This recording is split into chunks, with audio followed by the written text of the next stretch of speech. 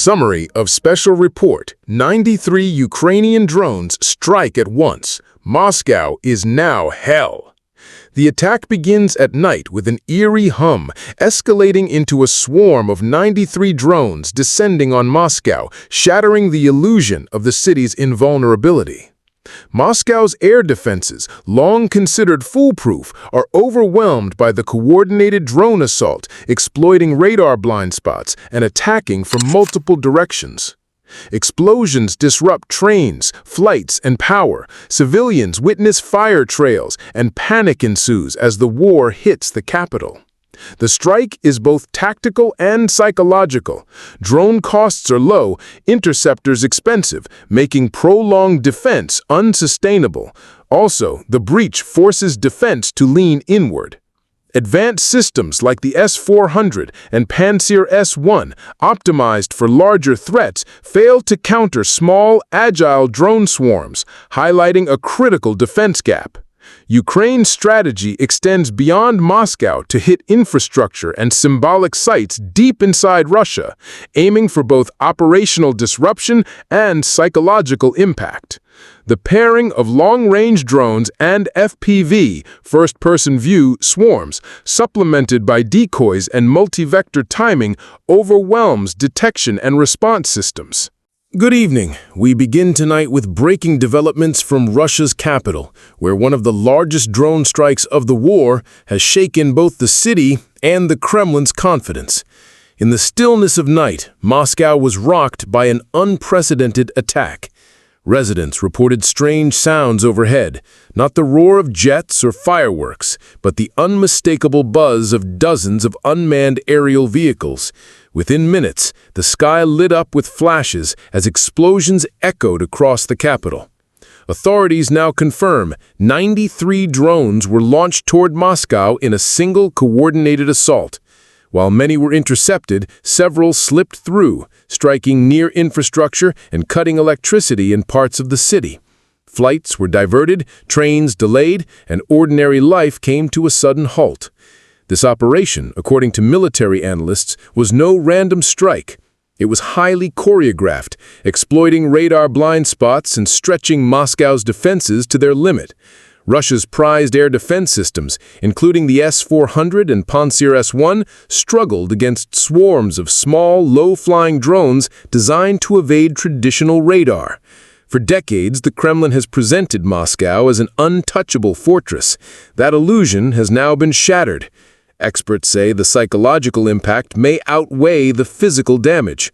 One drone, costing a few $1,000s, can force Russia to fire interceptors worth millions. Repeated often enough, this equation could drain resources and expose vulnerabilities. Images posted online showed fireballs across the skyline, debris raining down, and emergency crews racing through smoke-filled streets. For Muscovites, the war that once seemed distant is now directly at their doorstep. Civil aviation has been disrupted, with hundreds of flights delayed or rerouted. Sections of Moscow's metro and major roads were closed as security teams searched for unexploded devices and cleared wreckage. Military vehicles rolled into residential districts, underscoring the seriousness of the strike. Analysts warn this attack highlights a critical shift in modern warfare. Drones, once considered auxiliary weapons, are now capable of penetrating even the most sophisticated air defense networks. The ability to launch swarms from multiple directions simultaneously has created what strategists call an erosion campaign, steady pressure that wears down a superior force over time. Ukraine, it seems, is applying this doctrine with precision. Beyond Moscow, Kyiv has escalated strikes against refineries, power stations, logistics hubs, and even symbolic sites deep inside Russia. The aim, not only to damage infrastructure, but to send a clear message: no target is beyond reach. One of the most significant recent attacks hit the Lukoil Sochi oil refinery, a key Black Sea export hub. Dozens of drones struck production units and storage tanks, sparking massive fires. Analysts say the strike temporarily cut fuel supplies to Crimea and Russian forces in the south, while also rattling global energy markets. For Russia, this creates a dilemma.